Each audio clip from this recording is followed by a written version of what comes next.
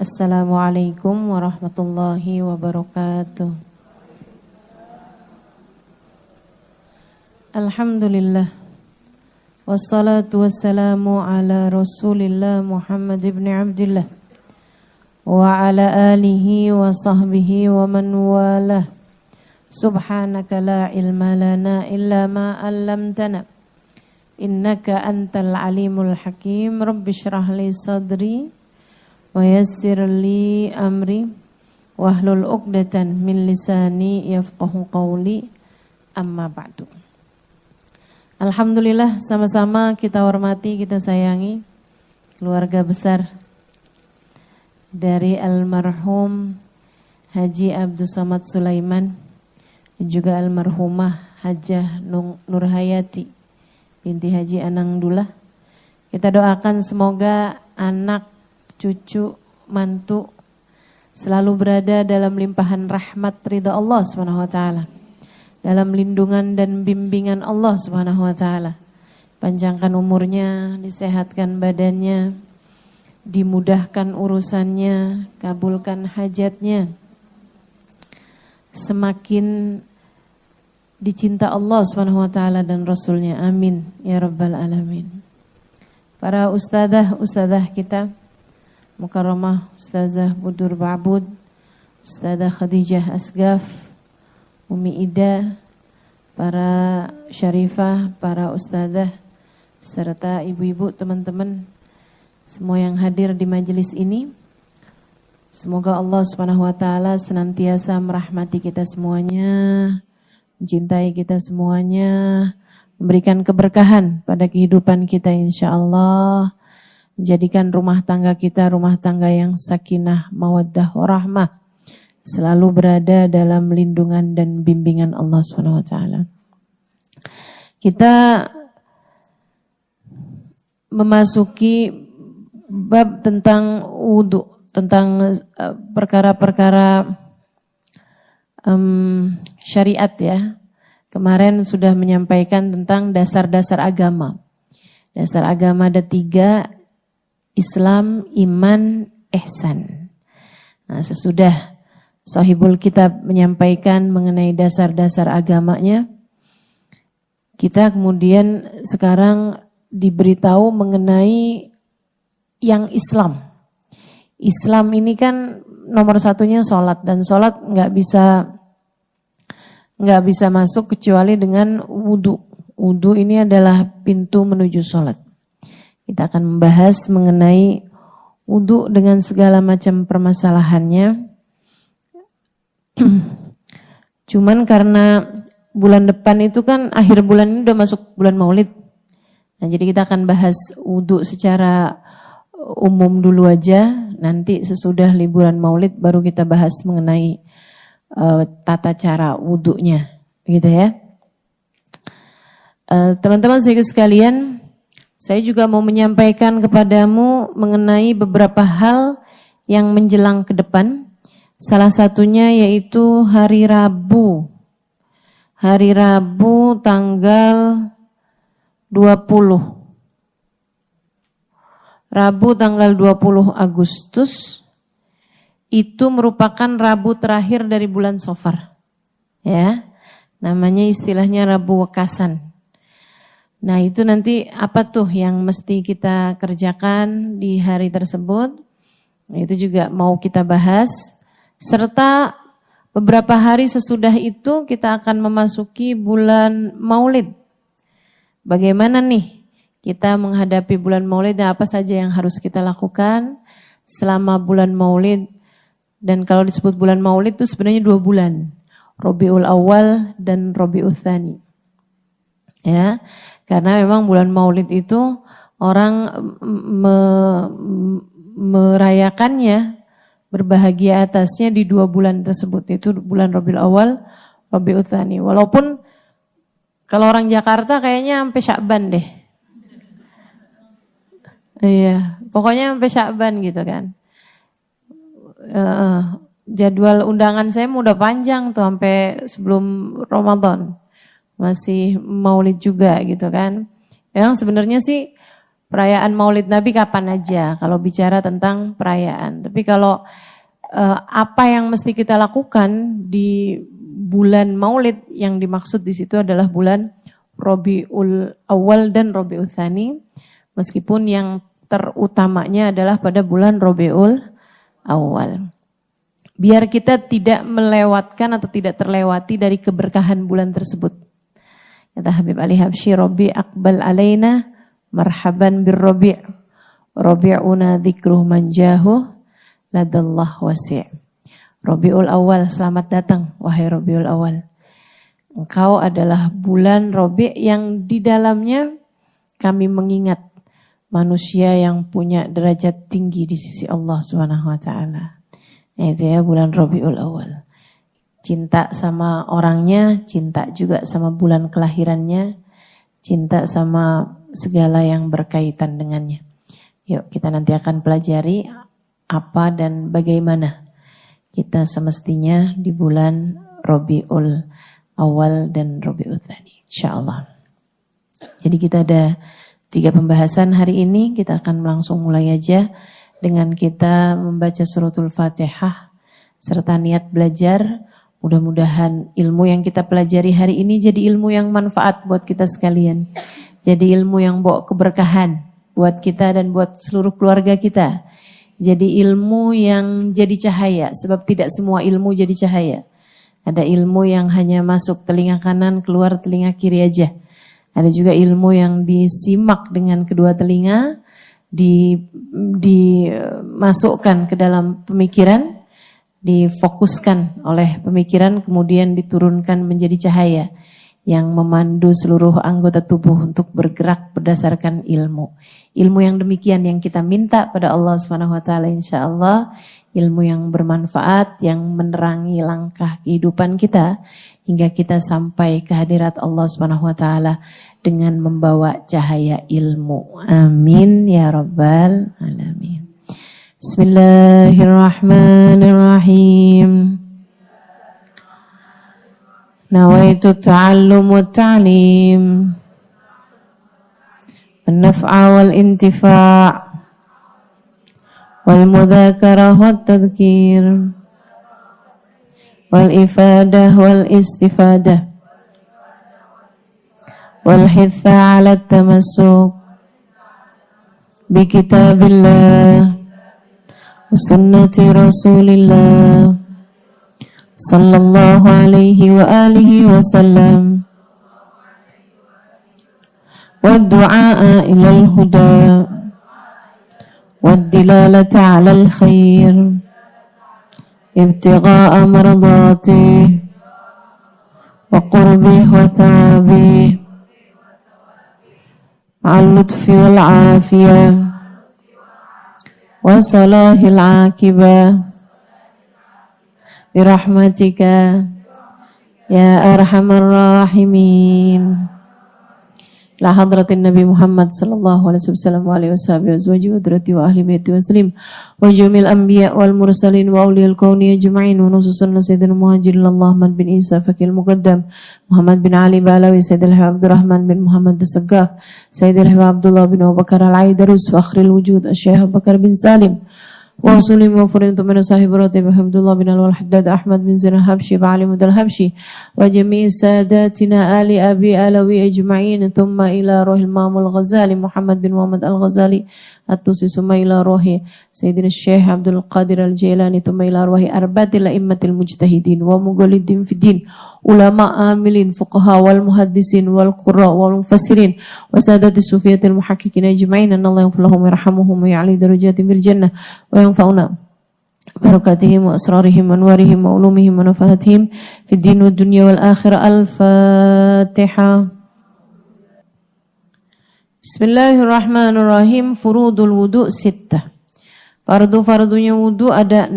Al-awwal an-niyah, yang pertama adalah niat. Al-thani ghaslul wajah, yang kedua adalah membasuh wajah. Al-thalith ghaslul yadain ma'al mirfaqain, yang ketiga membasuh tangan sampai ke siku. Ar-rabi' mashu syai'in minar ra's, yang keempat adalah mengusap sebagian dari kepala. Al-khamis ghuslu rijlain ma'al ka'bain, basuh kaki sampai ke mata kaki. As-sadis at-tartib, yang keenam adalah tertib. Apa itu wudu? Al-wudu minal wada'ah bima'nal jamalah. Wudu itu dari kata-kata wada'ah yang artinya adalah keindahan. Kenapa wudu disebut wudu? Karena di dalamnya terdapat keindahan, bahwa kamu mau menghadap Allah Subhanahu wa taala harus dalam keadaan bersih, harus dalam keadaan tidak ada sesuatu yang kotor-kotor, harus baru habis kena air. Kebayang kalau misalnya wudu, sholat itu nggak pakai wudu gitu ya. Mungkin ada yang itulah kotoran-kotoran di mata. Apa kotoran di mata namanya? Nyebutnya nggak enak ya. Begitu kan, ada kotoran-kotoran di hidung gitu ya. Nah, sementara kan kalau wudu itu kan membersihkan itu semuanya gitu. Jadi wudu dari asli kata, arti secara bahasanya adalah wada'ah bimakna jamalah, keindahan gitu. Sementara artinya secara istilah, orang kalau bilang kamu udah wudu belum? Artinya bukan kamu udah indah belum? Bukan. Bukan artinya kamu udah cakep belum gitu, bukan. Akan tapi yang dimaksud wudu secara istilah adalah ghaslu a'dha'in makhsusah biniyatin makhsusah. Membasuh anggota badan yang tertentu dengan niat yang tertentu. Anggota badan yang memang sudah digariskan, sudah diatur oleh Allah Subhanahu wa taala, kita basuh kemudian dengan niat yang tertentu. Jadi kalau nggak pakai niat nggak sah juga gitu kan. Itu definisi wudu secara arti istilah. Membasuh anggota badan yang tertentu. Nah, anggota badan yang tertentunya ini termasuk dari jenis syariat yang tidak bisa kita berkreativitas. Ada jenis-jenis syariat mahdhah, ya, syariat yang murni syariat. Itu kamu nggak diminta untuk berkreativitas sesuai dengan perasaan kamu. Ini apa tuh nggak? Tapi ada juga jenis syariat yang diaturnya cuman kamu mesti begini, silahkan atur sendiri, silahkan kreasi sendiri gitu. Emang ada ustazah? Ada. Dari sini kamu bisa ngerti mana yang disebut bid'ah, mana yang bukan. Faham ya? Fahami ini dulu. Jadi gini teman-teman, ini biar agak pinteran dikit kan. Jangan dikit ya, banyak ya. Biar pinter nih, saya kasih tahu. Syariat itu ada syariat mahdhah, ada syariat ghair mahdhah. Syariat yang mahdhah, contohnya kayak wudu. Kita nggak bisa ngarang-ngarang. Wudu itu kan yang disuruh basuh muka, tangan, kepala, kaki. Itu mungkin zamannya Nabi ya. Sekarang ini kayaknya nih orang itu banyak ngerjain dosanya itu dari perut juga. Saya mau usap perut juga dah. Gak bisa. Atau saya tuh yang banyak bikin dosa tuh di mata kayaknya. Jadi sebelum saya basuh mata, saya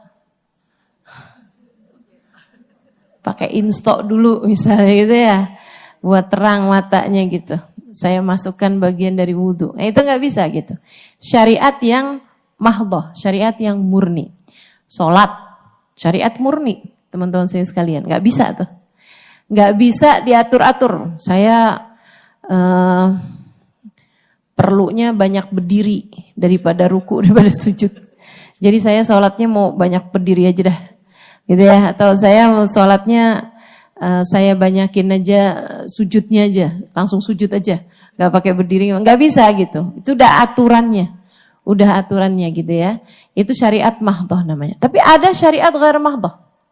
Contohnya, a'udzubillahi minasyaitonirrajim, bismillahirrahmanirrahim, ud'uni astajib lakum. Berdoalah kalian, maka aku akan mengijabah. Doa selagi tidak berada dalam sholatmu, Karena kan sholatnya kan memang udah diatur, ya kan? Doa yang dilafalkan. Doa yang dilafalkan. Selain di dalam sholatmu, itu silahkan kamu ikut apa yang kamu inginkan. Ikut mood kamu, ikut perasaan kamu, ikut kreativitas kamu. Gak apa-apa, boleh, karanglah apa yang paling kamu perlukan. Saudaraku sekalian saya muliakan, itu namanya syariat ghair mahdah. Jadi gak ada ceritanya bid'ah dalam doa, tuh gak ada ceritanya. Faham? Ya paham gak sini? Paham ya? Gak ada ceritanya bid'ah dalam doa gitu. Ini saya sampaikan karena ada orang, dia nanya sama saya, Ustazah, saya ini guru TK. Dia bilang, selama ini Ustazah, saya itu ngajarin anak-anak doa makan, doa buka puasa, doa segala macam doa kan. Di TK kan doa masuk kamar mandi, doa keluar kamar mandi. Belum lama ini Ustazah, ada anak yang ketika kami suguhin makanan, mau suruh baca doa sebelum makan, dia bilang, dia gak mau baca. Saya tanyain, kenapa kamu gak mau baca? Kata ibu saya, doa Allahumma barik lana fima razaqtana wa qina adzabannar, itu bid'ah gak pernah diajarin sama Nabi. Saya kaget dengernya gitu kan. Terus saya bilang, gimana nih Ustazah ngadepin kayak beginian nih? Bilangin sama anak itu, kamu kalau lagi ujian nak, gak usah doa minta lulus ujian. Bid'ah, gak pernah diajarin sama Nabi. Iya kan? Nabi gak pernah loh ngajarin doa biar lulus ujian. Lulus ujian sekolah itu loh. Gak ada tuh. Betapa susahnya gitu kan orang mau ngajarin doa. Doa Allah tuh meluaskannya. Ud'uni kata Allah. Berdoalah kalian. Niscaya akan aku ijabah. Apa aja. Ada satu orang penggembala kambing. Nabi Allah Musa denger dia. Dia ngomong kayak begini nih. Ya Allah, lagi doa. Jadi Nabi Musa lagi lewat di jalanan, kelihatan ada seorang penggembala kambing lagi doa. Doanya gini. Ya Allah, andai saja engkau adalah kambingku, aku akan membersihkan tubuhmu. Aku akan mencari kutu yang menyakitimu. Metanin ya. Tahu gak anak kecil di metanin? Aku akan menyisir bulu-bulumu. Aku akan memberikan makanan yang enak-enak untukmu ya Allah. Katanya gitu. Nabi Musa dengar itu. Astagfirullah. Kamu kalau doa tuh yang benar. Kamu itu namanya syirik. Kamu membayangkan Allah itu kambing. Itu gak boleh kamu kayak begitu. Kamu kurang ngajar sama Allah. Ini saya baca ini di kitab I'anatul Talibin ala Syarhi Fathil Mu'in. Di bab tentang Bismillah kalau gak salah ya. Bab tentang Bismillahirrahmanirrahim. Tentang Rahman Rahimnya Allah Subhanahu wa taala. Dia sedih. Astagfirullah, gak gitu maksud saya ya Allah, gak gitu maksud saya ya Allah. Katanya penggembala ini. Ketika Allah Subhanahu wa taala berbincang dengan Nabi Musa di Bukit Sinai, Allah menegur Nabi Musa. Ya Musa, madza qulta ala abdi? Wahai Musa, apa yang udah kamu sampaikan kepada seorang penggembala itu? Wahai Musa, doa hambaku kepadaku adalah urusan antaraku dengan dia. kamu mendengarkan kata-katanya, aku yang melihat isi hatinya. Wahai Musa, jangan ikut campur terhadap urusanku dengan hambaku. Luar biasa. Namanya orang minta. Kamu bilang sama anak kamu, nak, minta apa-apa sama mama ya nak ya. Misalnya gitu. Ya anak kamu kalau minta apapun sama kamu, gak pernah salah teman-teman. Baru salah kalau mintanya sama emaknya orang lain. Betul gak? Kalau dia mintanya sama ibunya orang lain, dia baru salah. Tapi kalau seperti yang kamu bilang, nak minta apa-apa sama mama ya sayang. Dan dia minta sama kamu. Mau dimintanya apaan aja. Mah, doain saya mah biar punya pacar. Ya kita marahin, ya kan. Tapi kan dia gak salah karena dia minta sama kamu, kan begitu. Begitu loh teman-teman saya sekalian. Jadi andai pun sesuatu tersebut itu salah, tapi kan dia benar dalam rangka memintanya kepada Allah SWT. Itu jenis syariat yang ghair mahdhah. Bukan syariat yang murni. Artinya, ya udah Allah perintahkannya cuma doa. Ya doa aja kamu. Gitu. Kecuali ada pembahasan di antara para ulama kalau doanya di dalam sholat. Apakah dalam sholat kita boleh berdoa dengan doa ghair warid? Dengan doa yang tidak diajarkan oleh Nabi Muhammad SAW, nah itu para ulama beda pendapat. Ada yang mengatakan boleh selagi pakai bahasa Arab. Ada yang mengatakan enggak boleh. Yang boleh hanya doa yang warid. Doa yang warid itu doa yang diajarkan oleh Nabi kita Muhammad SAW ataupun doa yang ada di dalam Al-Quran atau dalam hadis. Itu aja. Selebihnya doa-doa yang lain-lain kalau kamu mau bacanya di dalam sholat cukup di dalam hati saja, jangan dilafalkan. Tapi sisanya di luar sholat, doa apa aja gak pernah bid'ah. Selagi doa tersebut tidak membahayakan diri kita. Selagi doa tersebut tidak berbahaya untuk kita. Nah, Allah SWT bahkan berkata kepada Nabi Allah Musa juga, alaihi salam, kata Allah, ya Musa, la tastahi antas alni. Walau alaf dabatik au milhaqutik. Wahai Musa, jangan malu untuk minta padaku. Bahkan sampai ke makanan buat ternakmu dan garam untuk dapurmu. Maksudnya kamu minta segala apa-apa, minta sama aku aja Musa. Mintalah kepadaku apapun yang kamu mau. Allah tuh seneng kalau kita minta kepadanya.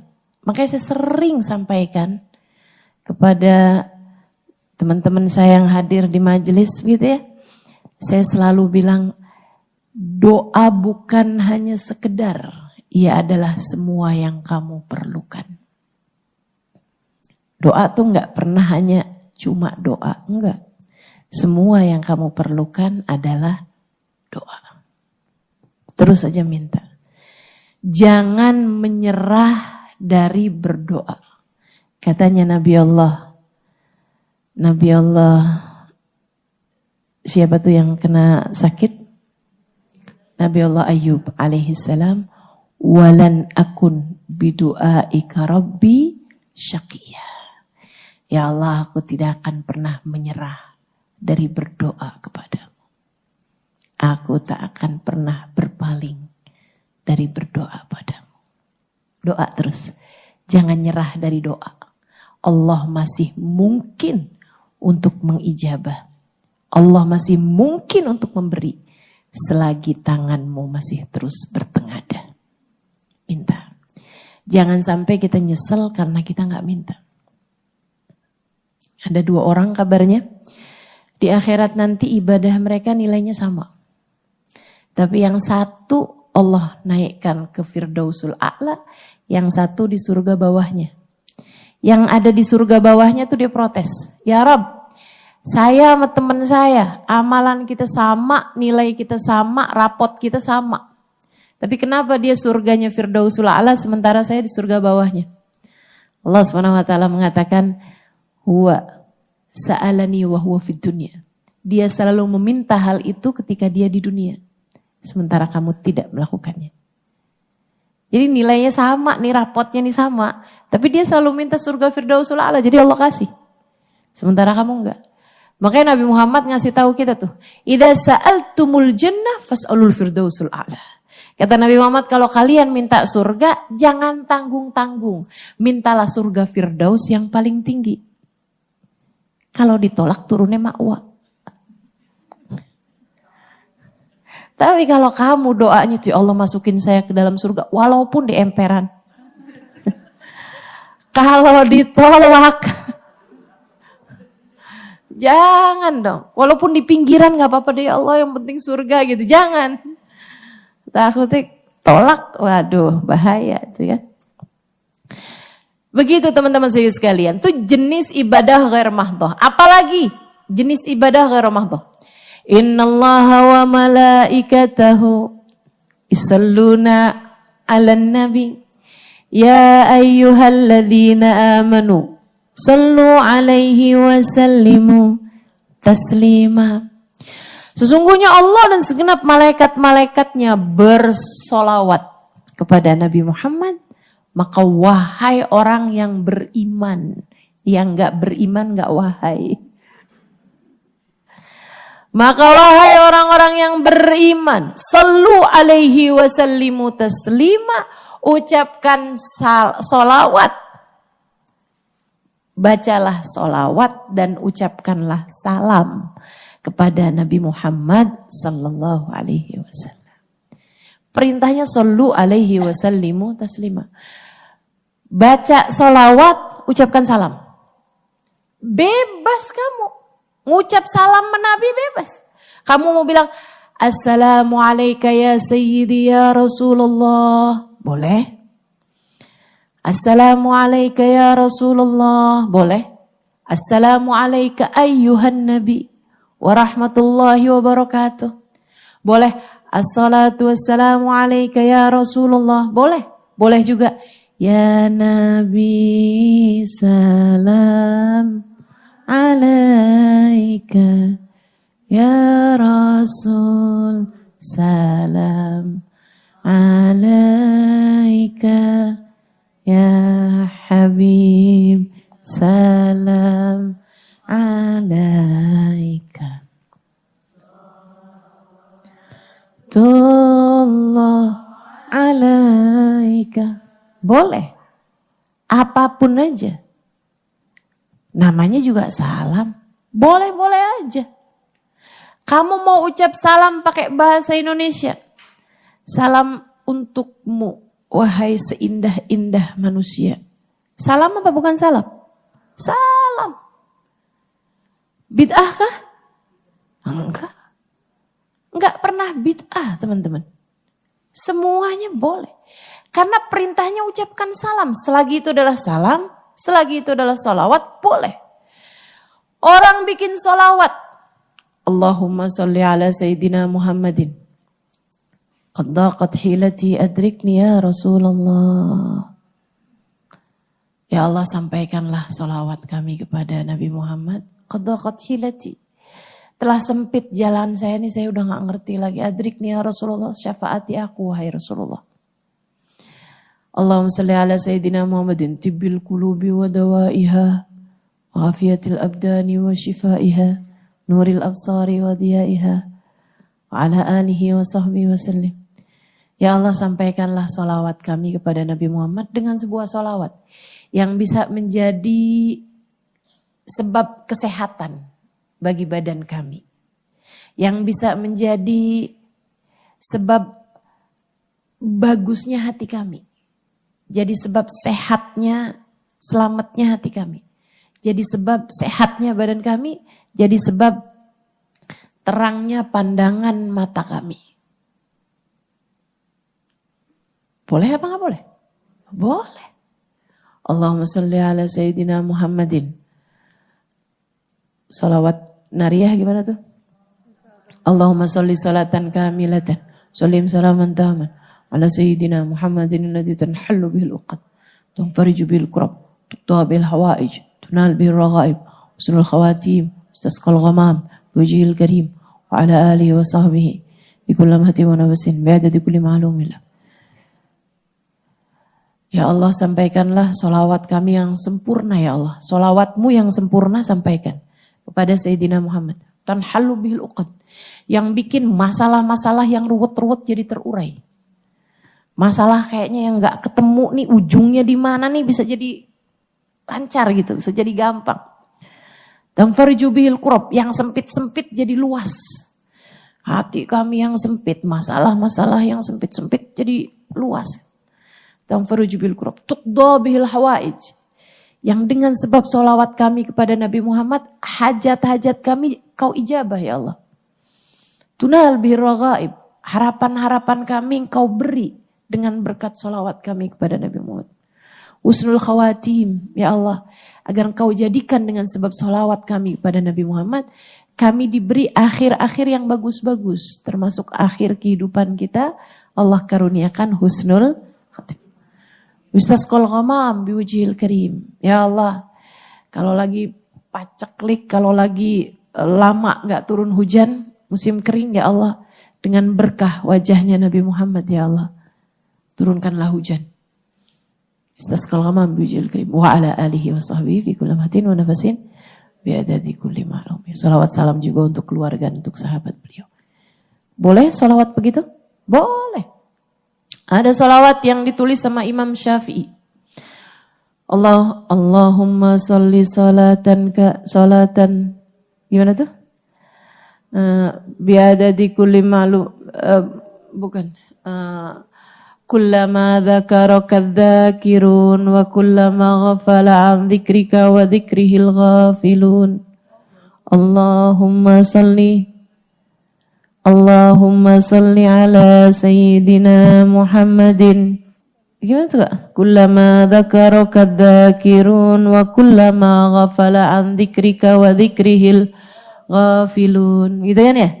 Jadi salawat tulis sama Al-Imam Asy-Syafi'i alaihi ridwanullah. Ya Allah, kami sampaikan salawat kepada Nabi Muhammad ya Allah. Sampaikanlah salawatmu kepada Nabi Muhammad sallallahu alaihi wasallam. Kullama dzakaraka dzakirun. Sepanjang ada orang yang mengingatmu dan mengingat Nabi Muhammad. Wa kullama ghafala an dzikrika wa dzikril ghafilun. Dan selama ada orang lupa kepadamu dan kepada Nabi Muhammad. Hitunglah kami bersolawat sebanyak itu ya Allah. Sebanyak bilangan orang yang ingat padamu, sebanyak bilangan orang yang lupa padamu gitu. Oh ya, Allahumma salli afdalas salati ala as'adi makhluqatika sayyid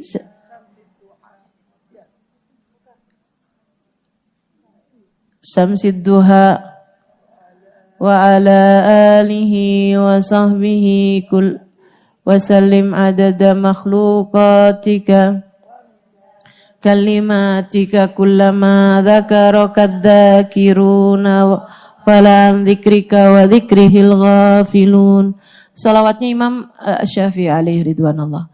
Teman-teman saudaraku sekalian, ada banyak para ulama-ulama menuliskan bahasa cinta mereka kepada Nabi Muhammad. Salawat-salawat yang mereka tulis sebagai bahasa cinta mereka kepada Nabi Muhammad sallallahu alaihi wasallam. Ada salawatnya Syekh Abu Bakar bin Salim, ada bahkan salawatnya Habib Saleh Al-Hamid, Tanggul gitu kan. Orang gak bisa bilang, oh bid'ah nih, kenapa? Nabi Muhammad gak pernah baca tuh salawat. Lah iya gak pernah baca lah. Gimana sih? Itu kan bahasa cinta kepada Nabi Muhammad. Saudaraku sekalian, bagaimana ceritanya bisa bid'ah gitu? Kalau ada orang nih ceramah, kemudian ceramahnya diawali dengan maka sholawat salam kami sampaikan, kami haturkan, atau semoga tetap tercurahkan kepada junjungan kita Nabi besar Muhammad yang telah mengeluarkan kita dari kegelapan menuju terang cahaya Islam. Kan begitu tuh? Iya kan? Sholawat apa bukan sholawat itu? Sholawat. Bid'ah apa enggak bid'ah? Ayo coba. Nabi Muhammad baca apa enggak tuh kayak begitu tuh? Nabi Muhammad nggak pernah bilang kayak begitu loh. Bid'ah berarti. Nggak gitu ceritanya. Allah udah kasih perintahnya itu sallu alaihi wasallimu taslima. Bersolawatlah kalian kepada Nabi Muhammad, ucapkan salam padanya. Maka segala bentuk solawat, segala bentuk ucapan salam yang merupakan bahasa cinta kepada junjungan kita Nabi besar Muhammad sallallahu alaihi wasallam, itu adalah sesuatu hal yang baik untuk kamu baca dan terhitung beribadah kepada Allah Subhanahu wa taala. Jelas sampai sini? Paham ya? Baik, kembali kepada wudu. Jadi yang namanya wudu itu adalah ibadah yang mahdhah. Enggak bisa kita tidak bisa menerima kreativitas dari siapapun. Gitu ya. Allah ngajarin, katanya Allah Subhanahu wa taala, faghsilu wujuhakum wa aydiyakum ilal marafiq wamsahu biru'usikum wa arjulakum ilal ka'bain. Kata Allah Subhanahu wa taala, apabila kalian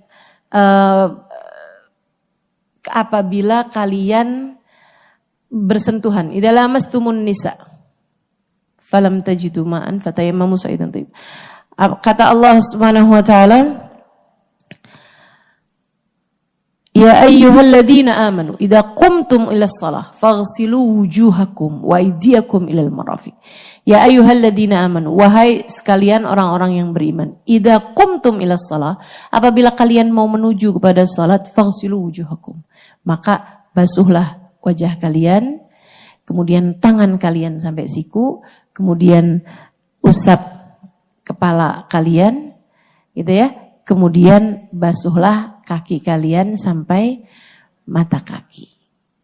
Itu perintah Allah Subhanahu wa taala dalam Al-Qur'an, dan Nabi Muhammad dicontohkan wudu ini. Nabi lihat di malam pertama, di hari pertama sesudah malamnya Isra Mi'raj, besokannya Nabi Muhammad SAW didatengin malaikat Jibril. Makanya walaupun Isra Mi'raj itu terjadi di waktu malam, sholat pertama yang dilakukan oleh Nabi Muhammad itu bukan sholat subuh. Bukan juga sholat isya. Karena kan malam tuh kan, mestinya kan sholat pertamanya isya. Tapi enggak, Nabi belum melaksanakan sholat isya. Belum tahu caranya. Diperintahkannya kan malam. Kemudian paginya subuh Nabi juga belum sholat. Belum tahu caranya. Belum tahu juga waktunya apa segala macam, belum tahu. Baru Nabi Muhammad itu didatengin malaikat Jibril untuk sholat duhur. Makanya namanya duhur. Awwalus sholatin dhahara fil Islam. Sholat pertama yang tampak dalam Islam.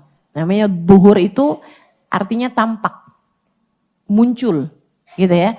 Nah, awal sholatin dhahara fil Islam. Sholat pertama yang muncul dalam Islam, yang tampak dalam Islam, yang terlihat dalam Islam adalah sholat duhur. Pagi itu sholat siang itu ya, sholat duhur. Nah itu sebelum sholat, malaikat Jibril wudu. Nabi Muhammad lihat. Habis itu Nabi Muhammad kerjain wudunya. Habis itu Nabi Muhammad sholat diimami oleh malaikat Jibril. Awal waktu duhur. Malaikat Jibril datang lagi. Ngajarin sholat lagi awal waktu asar, maghrib, isya, subuh. Besokannya hari kedua berarti kan. Malaikat Jibril datang lagi untuk sholat duhur di akhir waktu duhur. Jelang asar. Kemudian datang lagi untuk sholat asar di akhir waktu asar. Demikian pula dengan maghrib, isya, dan subuh. Malaikat Jibril kemudian mengatakan, as-shalah ma baina hatainil waqtain. Salatnya ada di antara dua waktu tersebut. Jadi salat duhur awal waktu sampai akhir waktunya jelang asar. Salat asar awal waktunya jam segitu ya, akhir waktunya jelang maghrib. Salat maghrib juga begitu sampai dengan jelang isya. Salat isya juga begitu sampai dengan jelang subuh. Tapi salat subuh enggak kemudian akhir waktunya sampai dengan jelang duhur. Enggak. Tapi akhir waktunya adalah ketika terbit matahari. Begitu. Jadi yang ngajarin wudhu malaikat Jibril, Nabi Muhammad lihat. Bukan kemudian Nabi Muhammad turunin nih ayat letterlek gitu kan tentang wudhu, kemudian Nabi Muhammad memperkirakan mungkin begini enggak. Malaikat Jibril turun. Itu namanya syariah mahdoh, ya. Syariat atau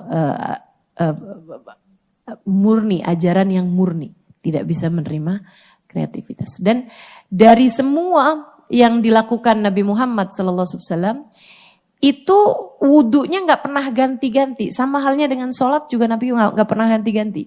Nggak pernah ada ceritanya Nabi sholat duhur kadang-kadang rukunya duluan, kadang-kadang sujudnya duluan gitu, nggak pernah.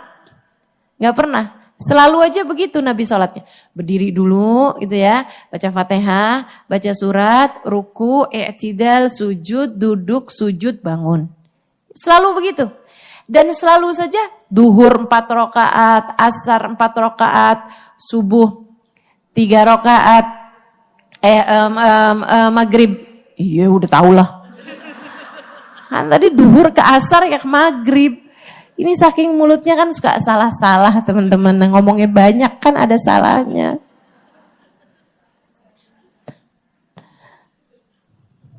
Protes aja. Duhur, asar, maghrib, 3, isya, 4, subuh, 2. Nggak pernah berubah. Dari situ kemudian para ulama mengatakan bahwa duhur ya wajib 4, asar ya wajib 4, gitu.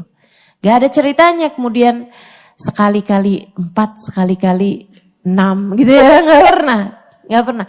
Tapi ada juga sholat-sholat sunnah yang Nabi Muhammad tuh pernah 2, pernah 4, pernah 6, pernah 8. Namanya sholat duha. Nabi juga pernah.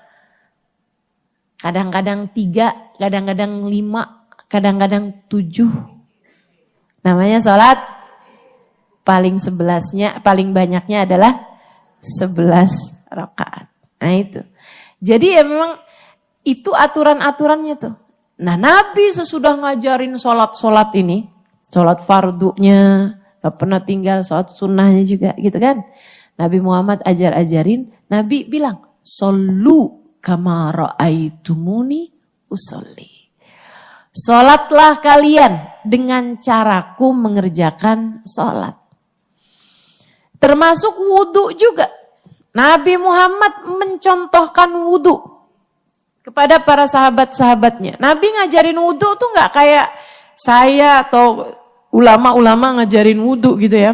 Rukun wudhu ada 6, gak gitu. Gak gitu. Langsung praktek. Nabi begini. Nah, para sahabat lihat.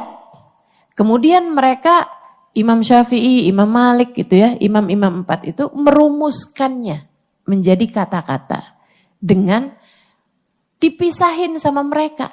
Yang wajib ke muka, tangan, kepala, kaki. Yang lain sunnah. Kok bisa begitu? Padahal kan Nabi nyontohinnya kayak gitu.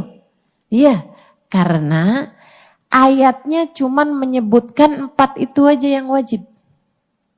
Sementara Nabi Muhammad ketika ngerjainnya pakai ada basuh telinga, pakai ada kumur-kumur, pakai ada masukin air ke hidung gitu kan. Nah dari sana mereka menyebutkan bahwa yang ini nih sunnah. Makanya ada beberapa perbedaan antara ulama-ulama, antara Imam Syafi'i, antara Imam Malik, antara Imam Abu Hanifah. Imam Malik menghukumi baca Bismillahirrahmanirrahim sebelum wudhu, hukumnya wajib. Karena Nabi Muhammad ketika mencontohkan wudhu tuh selalu Nabi Muhammad baca Bismillahirrahmanirrahim. Bahkan ada ulama yang menghukumi madmadah, masukin air ke dalam mulut ya, berkumur sama istinsyak. Itu ada yang menghukumi wajib.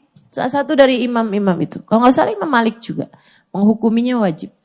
Kemudian kayak membasuh kepala. Menurut Imam Malik seluruh bagian kepala. diusap semuanya. Enggak dibasahin siram keramasan gitu, enggak. Ini maksudnya kayak ngusapnya tuh seluruh bagian kepala. Tapi Imam Syafi'i kan biar begini-gini aja udah cukup gitu kan. Mengusap satu aja lembar rambut, asalkan rambut di bagian kepala, bukan di ujung-ujungnya sini ya. Rambutnya panjang, diusap-usap ujungnya doang. Nah itu enggak sah. Maksudnya kalau masih di bagian kepala walaupun satu helai rambut, itu udah cukup menurut Imam Syafi'i. Jadi ada perbedaan-perbedaan. Kenapa itu ada perbedaan-perbedaan? Karena itu tadi gitu kan. Karena Nabi mencontohkannya. Nah ketika mereka merumuskannya menjadi bahasa, menjadi kata-kata yang jelas untuk umat ini kan, biar pada gampang gitu fahamnya. Nah itu terjadilah beberapa perbedaan pendapat di antara para ulama-ulama kita. Wudu, teman-teman saudaraku sekalian, anggota tubuh yang wajib dibasuhnya menurut kebanyakan pendapat ulama tentu saja ya, sepakat seluruh ulama dengan kewajiban membasuh 4 anggota yang disebutkan Allah SWT di dalam Al-Quran ini. Idza gumtum ila shalah faghsilu wujuhakum, wajah kita, aydiyakum ilal marafiq, tangan sampai siku, kemudian usap kepala kalian, kemudian basuh kaki kalian. Basuh kaki kalian sampai ke mata kaki. Ustazah, kenapa kok Imam Syafi'i menghukuminya kepala sebagian aja, tapi Imam Malik menghukumi seluruh bagian kepala?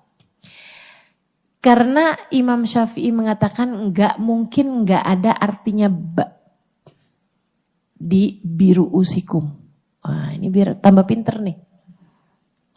Ayatnya bilang, faghsilu wujuhakum. Basuhlah wajah kalian. Enggak pakai bi. Faghsilu wujuhakum. Basuhlah wajah kalian. Langsung ke subjek. Enggak pakai dengan. Gitu ya. Faghsilu wujuhakum wa aydiyakum. Basuhlah tangan kalian sampai ke siku. Wujuhakum wa aydiyakum wamsahu bi ru'usikum. Usaplah dengan kepala kalian. Usaplah kepala kalian. Tapi ketika mengusap kepala itu Allah taruhin kata-kata bi. Apa artinya bi itu? Bi itu punya arti sebagian. Salah satu di antara arti-artinya bi itu artinya adalah sebagian. Gitu ya. Tasaddaqtu bimali. Saya menyedekahkan harta saya. Nah, itu pakainya bi karena sebagian harta. Lain kalau ada orang sedekah dengan seluruh hartanya, itu dia bisa bilang tasaddaqtu mali. Saya mensedekahkan harta saya. Artinya semua hartanya. Tapi kalau pakai bi itu artinya adalah sebagian. Sumtu bi ayami, saya berpuasa sebagian hari-hari saya. Gitu kan? Nah itu pakai bi gitu. Artinya adalah sebagian. Jadi katanya Imam Syafi'i ada artinya, ada baknya di situ berarti punya arti sebagian. Lah Imam Malik emang kan juga baca ada baknya. Menurut Imam Malik, oh enggak, Nabi Muhammad kan bilang wudunya ikuti aku. Gitu kan. Sementara Nabi Muhammad tuh gak pernah mengusap sebagian kepala doang, gak pernah. Nabi selalu mengusapnya seluruh bagian kepala. Jadi ayat ini diterangkan oleh fi'ilnya Nabi Muhammad, oleh perlakuannya Nabi Muhammad sallallahu alaihi wasallam, sehingga kita kalau wudu, yang lihat wudunya Nabi gak pernah mengusap sebagian kepala, Nabi selalu mengusap seluruh bagian kepala. Gitu. Nah itu perbedaan-perbedaan dari para ulama. Tapi Ustazah berarti yang benar siapa tuh, Imam Syafi'i, Imam Malik? Dua-duanya benar, yang gak wudu. Udah gitu aja. Ustazah ada yang kunut, ada yang enggak Ustazah. Yang benar yang mana? Dua-duanya sama-sama benar. Yang enggak benar adalah yang enggak sholat subuh. Begitu. Teman-teman sekalian, jadi enggak usah repot-repot gitu kan. Karena semuanya memang ada gitu. Saudaraku sekalian yang saya muliakan, baik ya, kembali kepada wudu. Nah itu wudu. membasuh anggota badan yang tertentu dengan niat yang tertentu. Kenapa kok sekarang jadi, kan berarti kan 4 nih Ustazah, muka, tangan, kepala, kaki, 4. Kenapa kok jadi 6? Karena innamal a'malu binniyat. Segala perbuatan tergantung dari niatnya. Karenanya orang bisa aja basuh muka, basuh tangan, basuh kepala, basuh kaki. Nggak pakai niat wudhu. Kita kalau capek-capek atau kalau mau nyari-nyari seger-seger, gerah-gerah, pasti kan yang kamu usap apaan? Muka. Habisnya muka biasanya apa? Tangan. Iya kan? Habis tangan kayak berasa kepala gitu. Habis itu baru terakhir kaki. Itu kayak emang secara umum aja orang memang melakukan hal yang semacam ini gitu. Karenanya kemudian kata Imam Syafi'i, biar membedakan mana kebiasaan, mana sekedar orang tradisi aja atau kebiasaan aja ngusap-ngusap muka, tangan dan seterusnya, dengan kita sedang berwudu diperlukan adanya niat. Nah, Imam Syafi'i kemudian menuliskan niat sebagai bagian yang pertamanya, dan kemudian ibda'u bima bada Allahu bih, kata Nabi Muhammad SAW, awalilah dengan yang disebutkan duluan sama Allah. Allah menyebutkannya muka duluan, tangan, kepala, kaki. Nabi Muhammad juga kalau wudhu selalu aja urut-urutannya tuh gak pernah kepala duluan dari tangan, tangan duluan dari wajah tuh gak pernah. Karenanya kemudian Imam Syafi'i mewajibkan adanya tertib, berurutan sesuai dengan urut-urutan yang Allah Subhanahu wa taala tuliskan di dalam Al-Qur'an. Sebagai bagian terakhir dari rukunnya wudhu ini tadi, gitu ya. Jadi tambah niat sama tambah tertib. Tertib artinya berurut-urutan sesuai dengan muka, kemudian tangan, kemudian kepala, kemudian kaki. Baik, saudaraku sekalian saya muliakan. Sekarang saya mau ngasih tahu kepadamu hukum-hukumnya wudhu. Ada berapa hukumnya wudhu? Ada 4. Karena sesuatu yang ada hukumnya itu sunnah. Hukum itu kan sebenarnya ada 5 ya. Hukum itu kan ada 5. Apa aja coba? Wajib, sunnah, mubah, makruh, haram.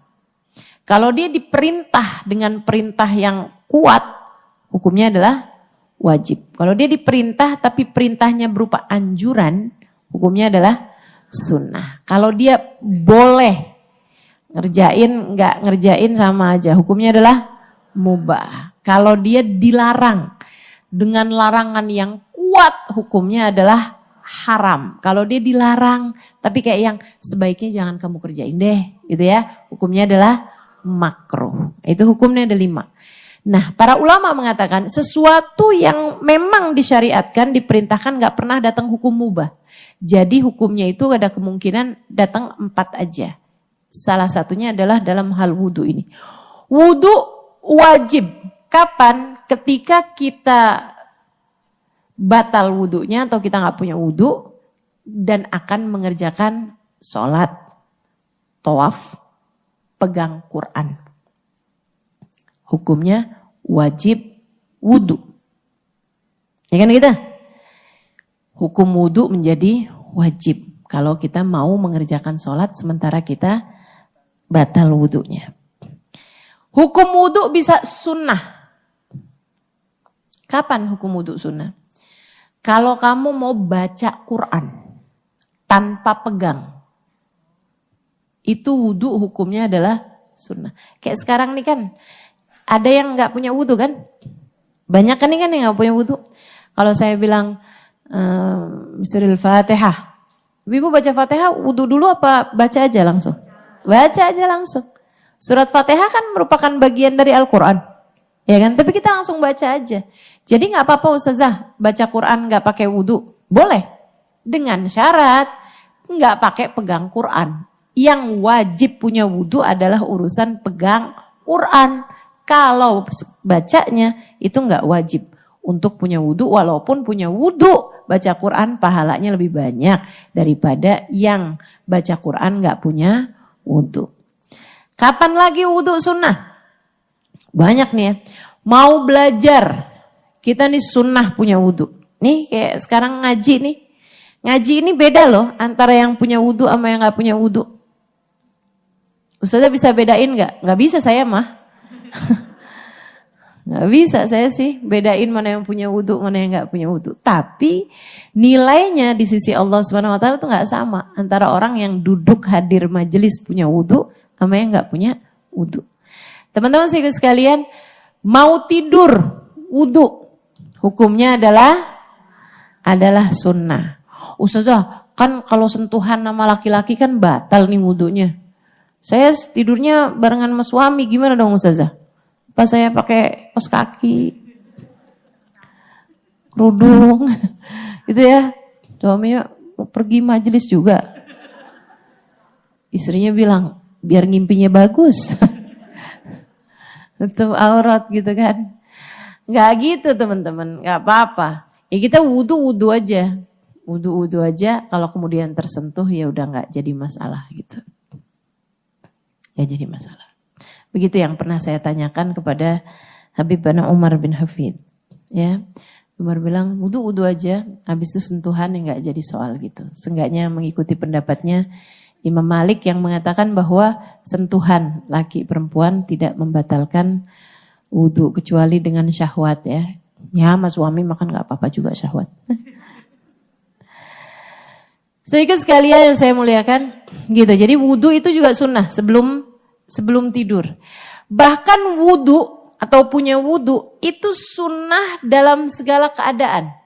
Bagus kalau kamu sering-sering punya wudhu. Al-wudhu silahul mu'min. Kata Nabi Muhammad, wudhu adalah senjatanya orang yang beriman. Jadi kamu kalau keluar rumah punya wudhu, itu kayak orang bepergian perang atau apa, dan kamu punya senjatanya gitu. Apalagi buat laki-laki terutamanya ya, tinggal di Jakarta nih, tinggal di kota besar gitu kan, di jalan-jalanan lihat perempuan-perempuan buka-buka aurat, cakep-cakep. Mereka tentu perlu senjata lebih kuat. Makanya sarankan kepada suamimu untuk keluar rumah punya wudhu. Orang punya wudhu tuh lebih mudah buat terhindar dari godaan dibandingkan dengan yang gak punya wudhu. Sebab hidup ini kan kayak perang nih. Dan ketika kamu punya wudhu, itu kamu kayak orang punya senjata gitu. Salah satu dari wudhu sunnah juga adalah ketika kamu marah. Kamu kalau lagi marah, sunnah wudhu teman-teman. Ini mungkin ada yang baru pernah dengar nih. Kamu kalau lagi datang emosi, kemarahan, wudhu lah. Diajarin sama Nabi Muhammad SAW. Katanya Nabi, innal ghadab minas syaitan, wa syaitanu minan nar, wa la yutfi'un nar illal ma' fa idza ghadiba ahadukum falyatawadda. Sesungguhnya kemarahan itu dari setan. Setan itu dari api. Api nggak bisa padam kecuali dengan air. Maka apabila seorang di antara kalian sedang dalam keadaan marah, hendaklah dia pergi wudhu. Walaupun biasanya orang kalau udah lagi emosi banget lupa sama hadis Nabi. Boro-boro mau wudhu ya. Pengennya langsung ke dapur ambil pisau. Waduh. Jangan. Hati-hati. Penyesalan itu banyak sekali disebabkan karena ketidakmampuan mengendalikan emosi. Bawa penyesalan yang luar biasa. Ini kayak ibu-ibu nih, mukul anak, jewer anak. Habis itu nyesel apa enggak? Nyesel pasti nyesel. Ibu-ibu juga nih habis ngomong kasar sama suami, bentak-bentak suami, habis itu nyesel apa enggak? Nyesel. Ustazah tahu? Tahu lah. Berdasar pengalaman pribadi.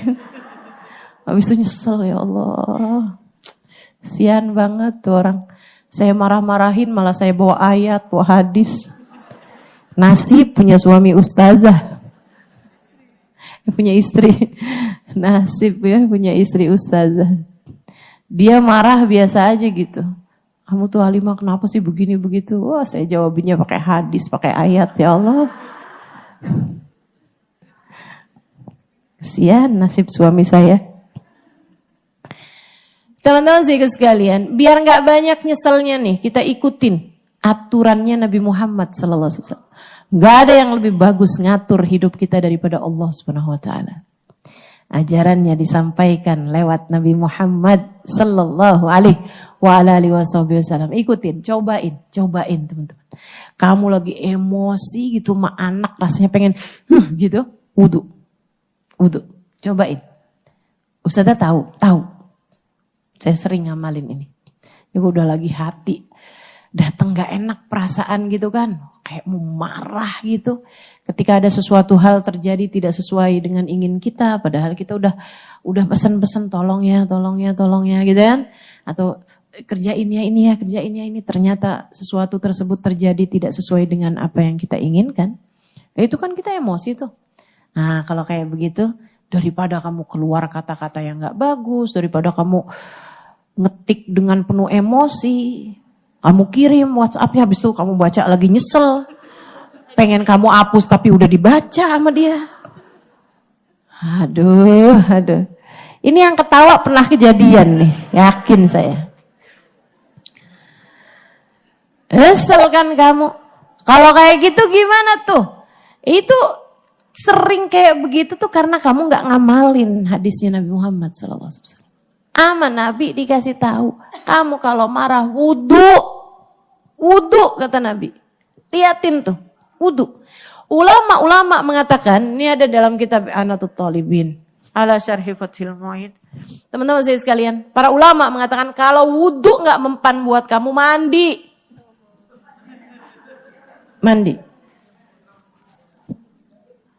Siram.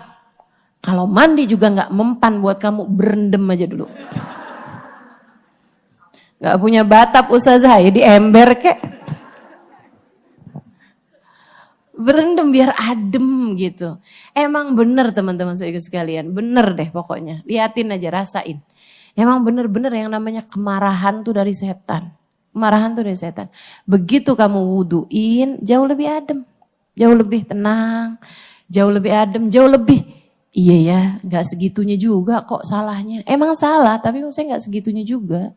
Gak harus sampai kamu pukulin, gak harus sampai kamu kata-katain kalimat-kalimat yang melukai hatinya. Kesian, daripada nanti banyak menyesalmu dan bawa keburukan-keburukan dalam diri orang yang kamu marahin, lebih baik kendalikan kemarahanmu, salah satunya adalah dengan wudu. Syahwat juga seperti itu. Terlalu punya banyak keinginan-keinginan, pengen ini, pengen itu, pengen ini, pengen itu. Jadi saya sarankan nih, teman-teman buka Shopee, scroll. Bagus kayaknya. Check out Check outnya sih nggak apa-apa aja ya. Keranjang, masukin keranjang. Maaf ya, saya kurang banyak ngerti nih. Karena saya nggak punya Shopee di HP saya. Wih ustazah Masya Allah yang nggak punya Shopee di HP-nya, nggak punya saya. Karena saya demen belanja. Iya, jadi saya nggak ini, tapi saya nitip sama orang. Sama aja ya. Jadi itu kan, kalau kamu kok scroll, masukin keranjang habis itu kayaknya cakapan yang ini, masukin keranjang lagi, sampai 99 lebih. Keranjangnya nih banyak banget ya. Suaminya satu waktu pengen ngasih hadiah istrinya. Saya check outin tuh yang di keranjangnya, pas lihat 99 lebih. Gak jadi deh suaminya. Kalau kamu lagi datang syahwat kayak begitu gitu kan, terlalu kayak banyak banget kepengenannya, pengen beli ini, pengen beli itu, pengen beli ini, pengen beli itu. Wajan aja ada berapa macam. La ilaha illallah. Teman-teman sekalian, gimana nih? Coba tuh, seringin wudhu. Lagi check out, lagi ranjang, wudhu. Ulangin lagi. Kayaknya ini kurang bagus. Gitu. Jadi memang wudhu itu silahul mukmin, senjatanya orang beriman. Salah satu dari fadilahnya wudhu yang sangat besar adalah bahwa orang kalau dalam keadaan punya wudhu itu ada malaikat rahmat mengiringinya. Sehingga kalau dia meninggal dunia dalam keadaan punya wudhu, sangat mungkin, kemungkinannya besar untuk meninggal dalam keadaan husnul khatimah. Jadi usahakan. Para ulama banyak di antara mereka yang enggak batal wudhu kecuali sesudah menemukan air untuk wudhu kembali. Padahal ini zaman dulu ya. Zaman dulu aja udah banyak, maksudnya kebanyakan ulama kayak begitu dari zaman dulu. Zaman sekarang kan air banyak melimpah di mana-mana. Apalagi gitu zaman sekarang. Wah, teman-teman saya di Tarim apalagi guru-guru kita ya. Itu kalau waktunya sholat gitu kan, mereka sholat tuh nggak pakai mikir, oh saya nggak punya wudhu nih, nggak ada. Semuanya pada punya wudhu semua gitu. Orang baca zikir, baca apa segala macam, semua orang dalam keadaan punya wudhu. Mereka nggak akan batalin wudhunya kecuali sesudah di hadapan air. Kalau memang mau buang angin sekalipun, nah itu mereka pastikan udah deket sama air gitu. Untuk mereka wudhu kembali. Demikian para guru-guru kami. Keadaannya tuh selalu aja punya wudhu. Teman-teman saudaraku sekalian yang saya muliakan, makanya ada cerita Syekh Jazuli ketika menulis kitab Dalailul Khairat. Ya. Ada tuh kan kitab Dalailul Khairat. Teman-teman mungkin tahu juga ya, mungkin ada yang ngamalin juga kitab Dalailul Khairat, kitab sholawat yang ditulis oleh Sayyidina Syekh Al-Jazuli alaih ridwanallah. Syekh Jazuli itu dulunya beliau enggak nulis kitab sholawat, tapi seorang ulama ahli fikih terkemuka pada masa tersebut. Satu waktu beliau lagi bepergian di sebuah kampung ketika berasa pengen batal wudhunya. Beliau mau batal gitu wudhunya. Jadi beliau cari-cari untuk air gitu, cari-cari air. Dapatlah sumur di belakang rumah seseorang. Jadi beliau pun batalin wudhunya. Ya. Habis itu mau wudhu lagi, sumurnya dalam. Nyari ember. Gak ada embernya di situ. Dilihat ada anak kecil di belakang rumah. Disamperin. Ya bint, nak, kecil perempuan. Dia bilang, maaf dulu, kamu punya ember? Diliatin Syekh itu. Terus dia bilang, Alastantal Jazuli, kamu Syekh Jazuli ya? Dia pernah lihat rupanya. Tentu aja gak di TikTok ya. Zaman itu belum ada TikTok. Dia bilang, Alastantal Jazuli, oh kamu Syekh Jazuli itu kan? Dia bilang, ah iya saya Syekh Jazuli nak. Dia bilang, kamu punya ember, saya mau ambil air di sana.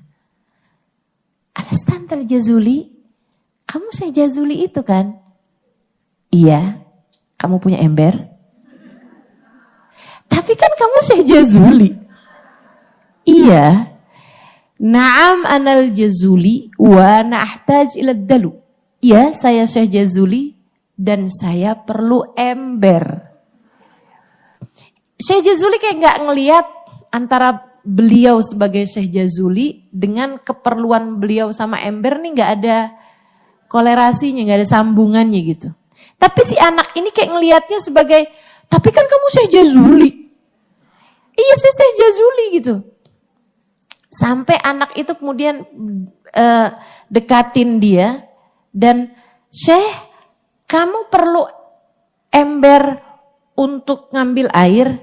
Dia bilang, bala ya bint, iya nak, saya perlu ember untuk ngambil air. Anak itu masih ngeliatin. Syekh Jazuli terus bilang, kamu yakin Syekh? Iya, saya yakin. Alasta antal Jazuli, tapi bukankah engkau Syekh Jazuli?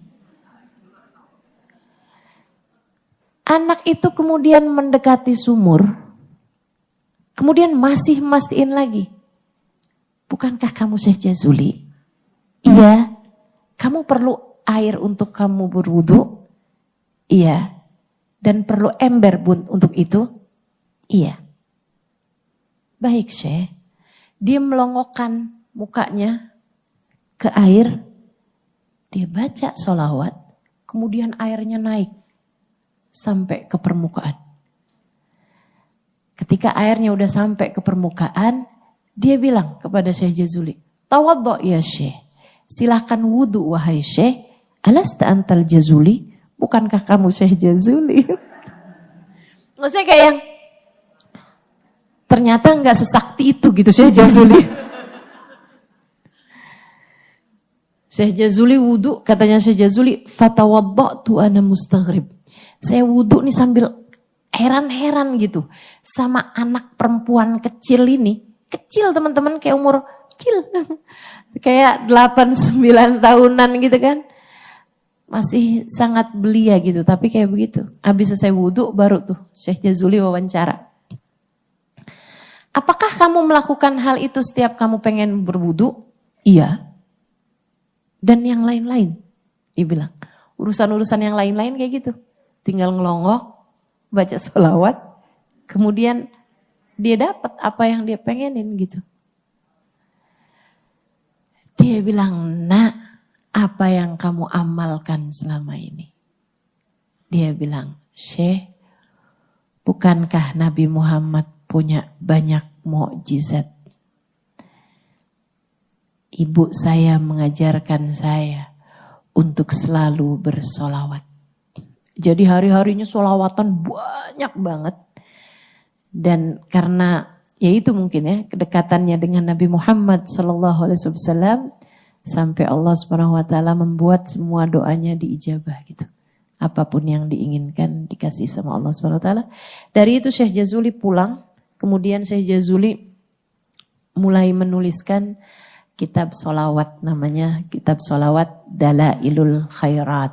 Sholawat yang hari Senin ada, Selasa ada, Rebo ada gitu. Sholawat yang berbeda-beda untuk setiap hari beliau. Itu tadi ya, karena Syekh Jazuli faham bahwa sholawat itu tidak pernah bid'ah.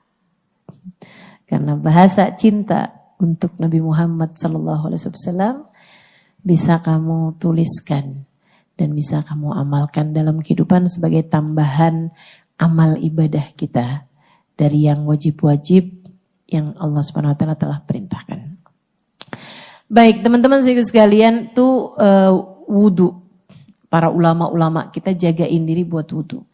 Nah, satu kisah lain menceritakan, ini saya bingung-bingung nih, mau tambahan kisah satu lagi atau langsung lanjut ke bahasan yang lain?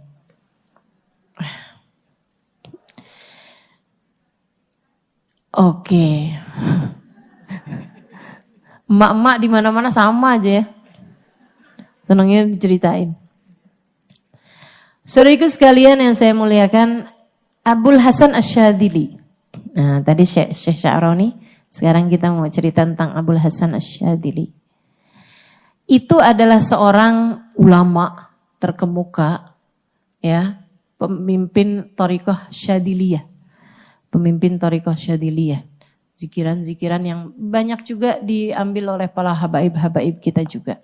Salah satunya adalah zikir beliau namanya Hizbul Bahar lil Imam Abul Hasan Asy-Syadzili alaihi ridwanallah.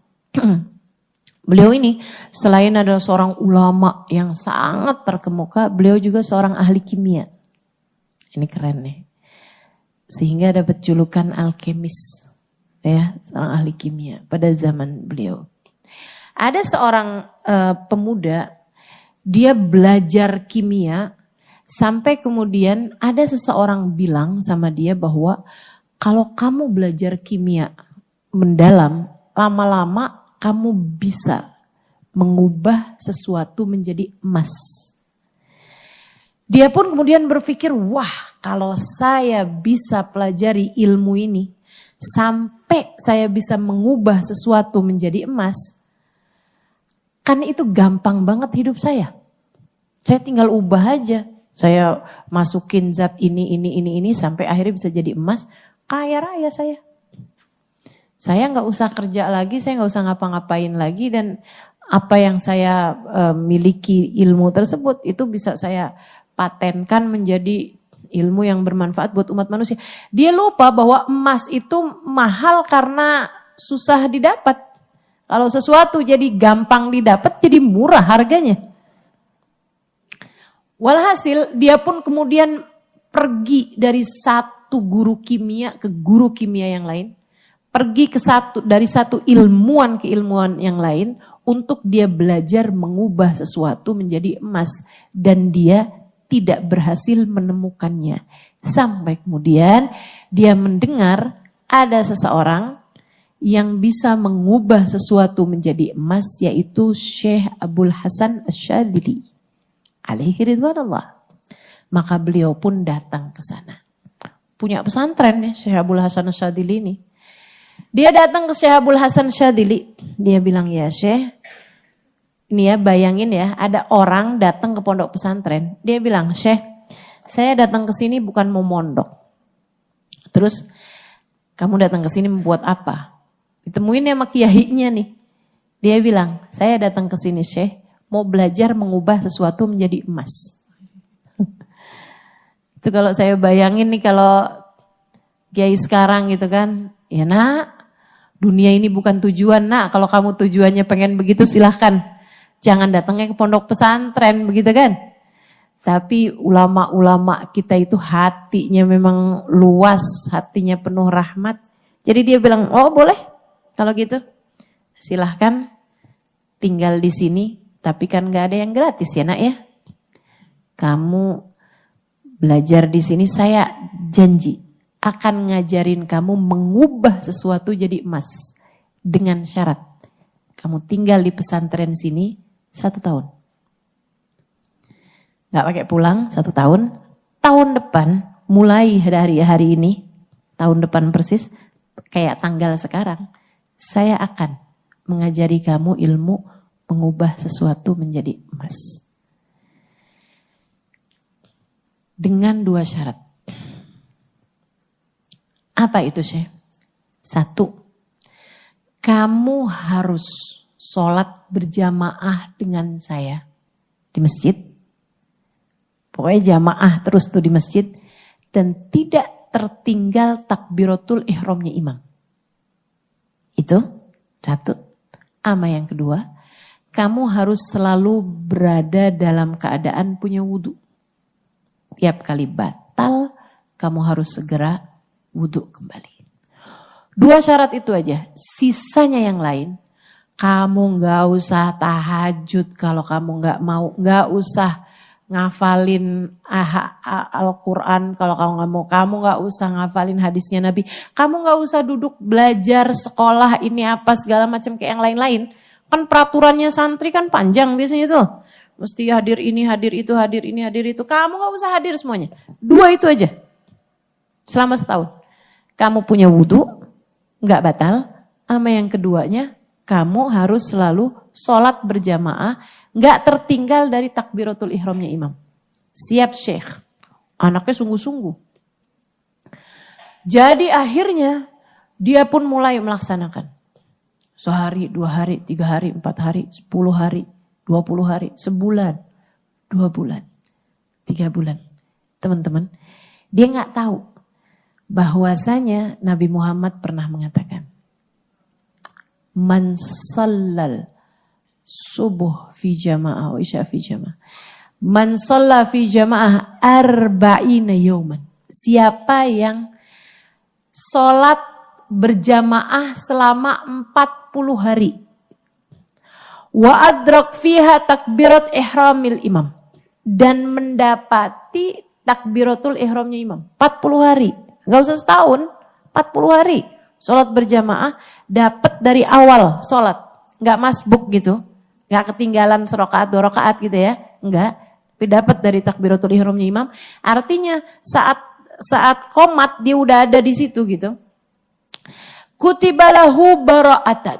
Allah akan kasih dia stempel 2 pembebasan. Dapat 2 tiket bebas. Bebas dari apa? Bara'ah minan nifaq wa bara'ah minan nar. Bebas kemunafikan dan bebas api neraka. Saya bilang, kamu nak 1 tahun. Gak usah ngerjain apa-apa. Sholat jamaah. Dan dapat dari takbiratul ihramnya imam. Begitu lewat 40 hari. Ini kan Allah kasih indah 2 pembebasan.